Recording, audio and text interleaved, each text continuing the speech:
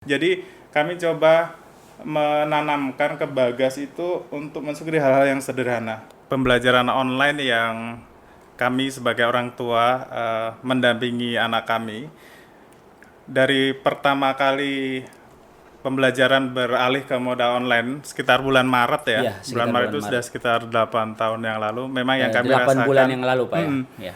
yang kami rasakan memang ada perubahan yang sangat drastis tentang bagaimana anak belajar, ya bagaimana mereka berinteraksi dengan guru dan teman-temannya. Guru dan teman-teman. Sebenarnya concern kami sebagai orang tua sederhana Mas. Ketika kami mengirim anak kami ke sekolah, kami ingin anak kami bahagia. Bahagia Pokoknya gitu. dia bahagia, yang lain insya Allah mengikuti. Insya Allah.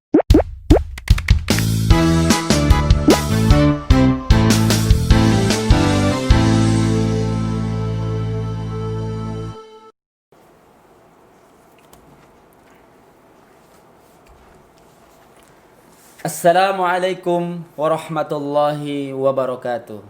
Kembali lagi bersama channel Pesona Guru, wujudkan guru mempesona. Teman-teman sekalian, kali ini seperti biasa acara-acara sebelumnya kita kedatangan bintang tamu yang inspiratif dan tentu akan memberikan banyak pelajaran untuk kita semuanya. Siapa beliau? Beliau adalah Bapak Silih Warni. Mari langsung saja kita sapa beliau. Assalamualaikum warahmatullahi wabarakatuh, Pak Silih. Waalaikumsalam warahmatullahi wabarakatuh, Pak Zul. Bagaimana kabarnya, Pak? Alhamdulillah, kabar sehat sekali. Alhamdulillahirrahmanirrahim. Sama Pak ya. Alhamdulillah. Semoga kita selalu sehat, Pak. Di Amin. masa pandemi ini kan kesehatan adalah hal paling penting, Pak ya. Betul sekali, Pak. Setuju. Baik. Jadi begini Pak, saya bersama teman-teman kita ingin ngobrol-ngobrol sama Bapak. Jadi kita ngobrol-ngobrol santai, tapi kita ingin mengetahui apa di balik pembelajaran online yang saat ini kita alami. Mungkin pertama kita ingin bertanya ke Pak Silih tentang apa sih kesan yang Bapak alami dalam proses pembelajaran daring ini, Pak? Baik, pembelajaran online yang kami sebagai orang tua mendampingi anak kami dari pertama kali pembelajaran beralih ke moda online sekitar bulan Maret ya. Iya, sekitar Bulan Maret bulan itu sudah sekitar 8 tahun yang lalu. Memang yang kami 8 rasakan, bulan yang lalu, Pak ya. Ya. yang kami rasakan memang ada perubahan yang sangat drastis tentang bagaimana anak belajar, ya bagaimana mereka berinteraksi dengan guru dan teman-temannya. Guru dan teman-teman. Sebenarnya concern kami sebagai orang tua sederhana Mas. Ketika kami mengirim anak kami ke sekolah, kami ingin anak kami bahagia. Bahagia Pokoknya gitu. dia bahagia, yang lain insya Allah mengikuti. Insya Allah mengikuti. Jadi ketika tiba-tiba ya pandemi kita berada dalam situasi pandemi dan anak yang sedianya sudah berbahagia setiap pagi pergi ke sekolah, ketemu teman-temannya, ketemu gurunya, kemudian dia harus belajar online di rumah. Tentu ada penyesuaian yang harus kami lakukan, mulai dari ya pastinya karena sebenarnya yang mendampingi paling utama kan mamanya, walaupun saya juga working from home, tapi kami ya bekerja sama. Pak ya. Hal yang pertama harus kami lakukan tentu mamanya sebagai pendamping utama harus juga menyesuaikan dengan dengan keadaan, kemampuannya teknologinya. juga, Artinya kan ketika tadinya hanya menggunakan fitur-fitur teknologi yang dibutuhkan tidak untuk khusus pembelajaran tapi online. Iya, harus mulai Terpaksa kita harus mengadakan juga gitu Pak, mengadakan yang baru lagi. Benar sekali, harus mengeksplorasi Google Meet, Zoom dan segala macam. Dan sebagainya, betul. Yeah. Nah, itu memang perlu penyesuaian yang tentu menghabiskan pikiran juga, tenaga juga dan sebagainya, Pak ya. Nah, kemudian kita khususnya di lab school, Pak ya. Di lab school ini kan ada pendidikan karakter seperti pembiasaan sholat 5 waktu, kemudian ngaji qiraati dan sebagainya. Itu ketika diterapkan di rumah, itu kira-kira strategi yang Bapak lakukan di rumah itu apa, Pak, kira-kira? Terkait dengan pembiasaan itu yang ingin saya ungkapkan pertama sebenarnya apresiasi yang sangat tinggi sebenarnya dengan program sekolah yang sudah berjalan. Iya. Artinya kita masuk masa pandemi ketika sebuah program itu sudah mulai dijalankan di lab Di school, lab school, yaitu Pak, ya. Qiraati. Iya. Artinya pembiasaan sudah dibangun sejak sebelum pandemi. Sebelum pandemi. Jadi kami sebagai orang tua istilahnya hanya meneruskan saja. Tinggal meneruskan. saja. Iya. Jadi misalnya pembiasaan mengaji waktu itu 4 lembar saya 4 lembar. seingat saya ya nanti Iya. bisa di cross check. Iya, iya. 4 lembar setelah sholat dan itu saya amati juga tidak mudah untuk anak saya, tapi Iya. yang bisa kami lakukan karena itu sudah menjadi program dari Qiraati, tentu sudah banyak pertimbangan kenapa 4 lembar dan segala macam. Artinya kemampuan anak juga sudah diukur, kami sangat yakin itu, makanya Iya. yang kami lakukan tetap memotivasi bahwa ini kegiatan yang bagus untuk pengembangan kemampuan Bagas membaca Al-Quran. Memang gambaran-gambaran kenapa itu bagus kami berikan dengan kadang-kadang ya sederhana, misalnya gini kan. Iya. Kalau gurunya dulu mengungkapkan begini, kalau kamu bisa baca Al-Quran kami Insya Allah pelajaran lain mengikuti. iya begitu. Dan alhamdulillah seiring dia mencoba ya kami support capaian-capaian yang dia alami di Qiraati alami, itu ternyata memberi motivasi tersendiri. Artinya ketika dia bisa melakukan, ternyata bisa, dan kami menjadi lebih ringan juga pas fase itu terlewati. Ya. Nah itu kemudian pembiasaan seperti sholat 5 waktu, tentu itu berjalan lancar juga Pak ya. Kan selain sholat 5 waktu, kemudian Qiraati, ada juga seperti pembiasaan setiap melakukan aktivitas berdoa, itu semua dilakukan juga Pak.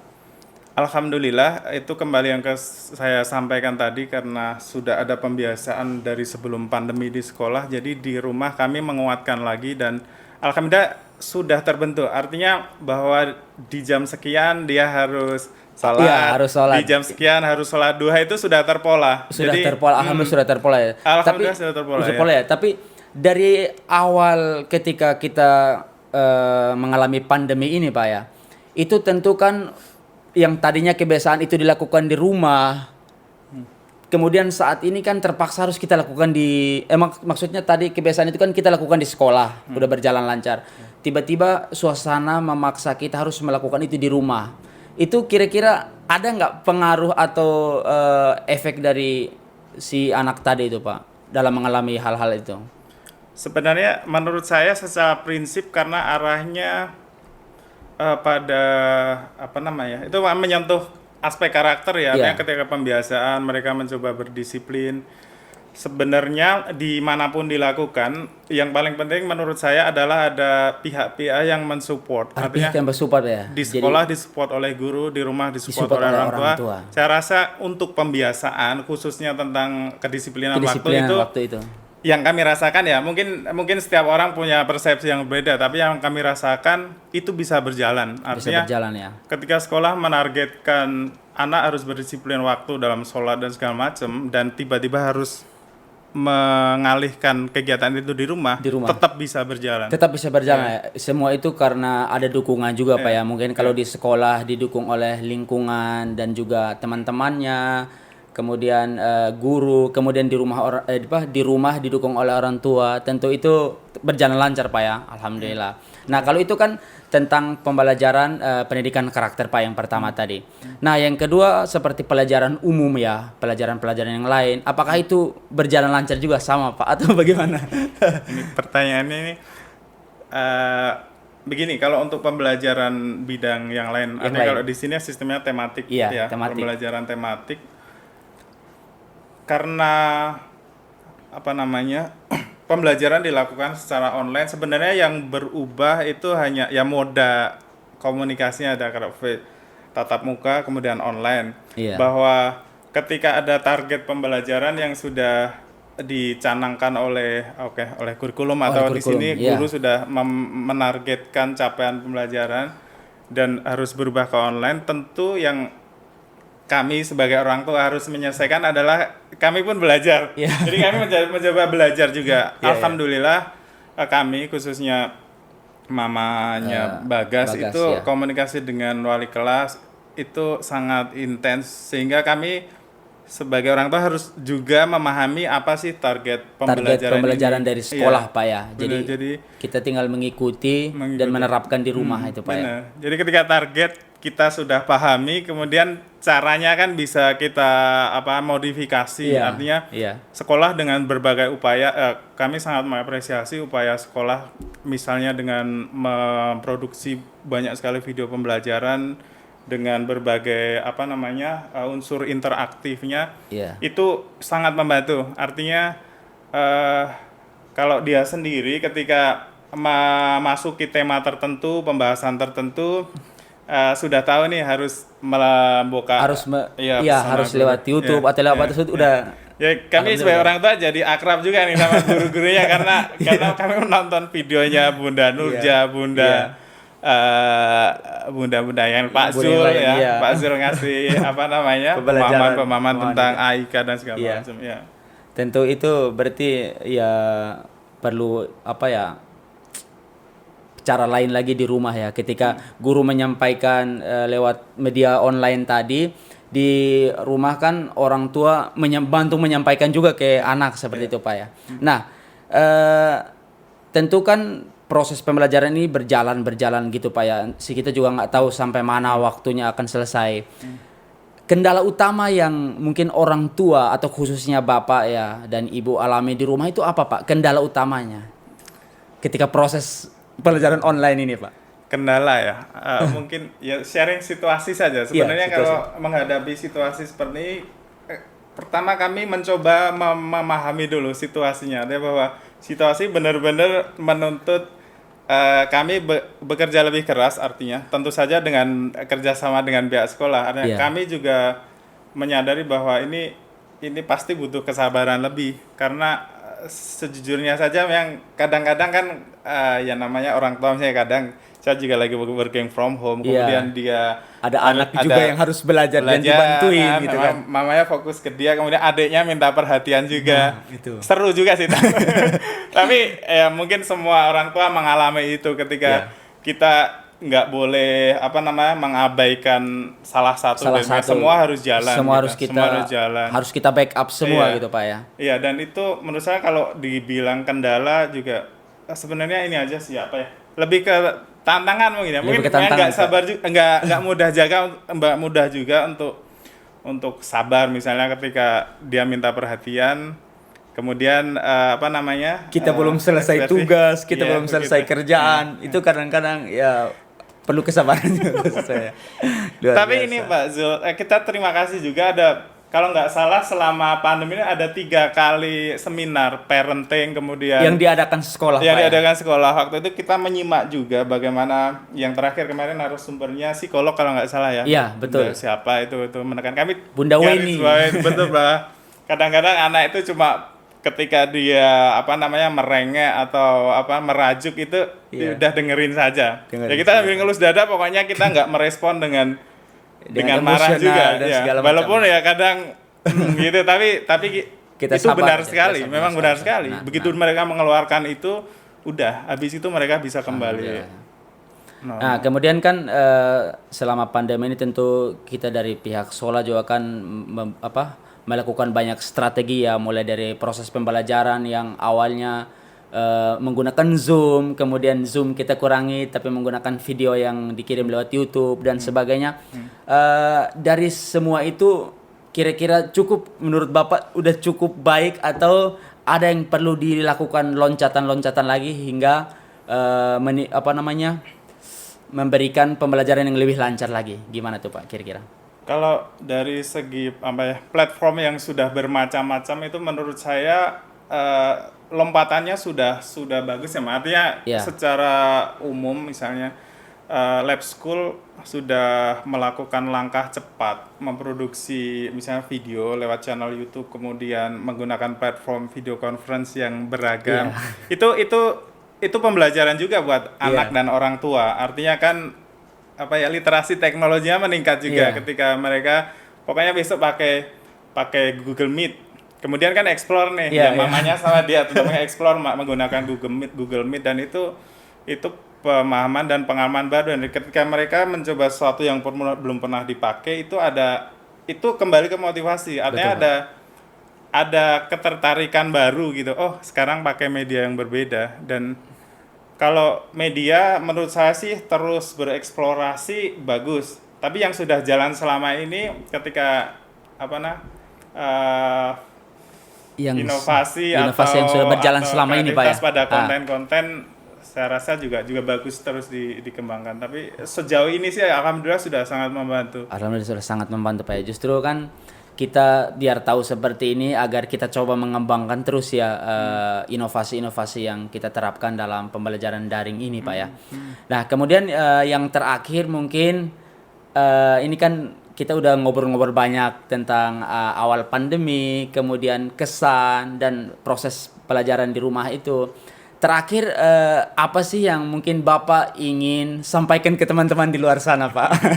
Ini mungkin Bapak yang udah mengalami segala macam ini, mungkin pesan penting apa yang ingin Bapak sampaikan ke teman-teman di luar sana sehingga menjalani proses pembelajaran online ini dengan tabah, sabar dan tentunya sukses. Baik, kalau mungkin pesan untuk diri saya dan kami. Iya. Oke, mungkin untuk yang teman-teman yang lain, para orang tua. Iya. Sebenarnya kalau kami rasakan pandemi yang membawa dampak pada kebijakan pendidikan harus belajar di rumah, kami mencoba mengambil hikmahnya. Artinya sisi positifnya ternyata banyak sekali ketika mungkin sebagian orang mengeluhkan, ya harus nemenin anak belajar, harus menyediakan waktu, harus bersabar dan sebagainya. Tapi di balik itu yang kami rasakan bahwa yang ada justru malah kami merasa punya lebih banyak waktu untuk saling kenal. Secara sederhana saling kenal, artinya komunikasi menjadi lebih intens. Kami menjadi bisa lebih memahami gaya komunikasi, bagaimana berkomunikasi dengan anak kami. Bagaimana membangun suasana kebersamaan ya. Iya. Bagaimana memunculkan atau memberi kesadaran pada anak kami yang masih kami juga dalam proses belajar pembelajaran itu, mensyukuri hal-hal sederhana. Jadi kami sebenarnya melakukan hal-hal sederhana Pak untuk menjaga mood. Itu misalnya pagi-pagi habis subuh udah matahari muncul, saya ajak anak saya entah jalan depan rumah atau keluar sedikit cari taman yang sepi, karena ini masih pandemi. Kita disiplin protokol kesehatan namanya. Mengungkapkan apresiasi atau rasa syukur, misalnya wah alhamdulillah masih menghirup udara pagi yang sejuk gitu. Jadi kami coba menanamkan ke Bagas itu untuk mensyukuri hal-hal yang sederhana. Bisa makan, setiap mau makan kita obrolan, ada obrolan misalnya, alhamdulillah masih bisa makan enak. Sementara di luar sana banyak orang yang kena PHK. Kami obrolan tentang orang kena PHK juga kami obrolkan dengan Bagas. Sebenarnya ada orang tuanya kehilangan pekerjaan, nggak bisa makan segala macam. Itu menjadi anak juga merasa ada hal-hal yang patut mereka syukuri, dari sekedar mengeluhkan harus di rumah terus seperti itu. Luar biasa. Mungkin itu. Ya. Jadi seperti itu teman-teman, pesan dari salah seorang wali murid di siswa kita di Lab School VIP UMJ yang tentunya sudah banyak memberikan kesan, pesan dan juga bagaimana strategi atau cara orang tua khususnya dalam menangani proses pembelajaran online yang saat ini kita alami. Teman-teman, sampai ketemu lagi di pertemuan-pertemuan berikutnya. Kita akan mendatangkan banyak narasumber-narasumber lainnya yang tentu sama-sama inspiratif dan juga kreatif dalam menyampaikan hal-hal baru untuk kita semuanya. Sampai ketemu lagi bersama channel Pesona Guru. Wujudkan guru mempesona. Jangan lupa like, comment, subscribe, dan share sebanyak-banyaknya. Wassalamualaikum warahmatullahi wabarakatuh. Waalaikumsalam. Terima kasih. Terima kasih, Pak.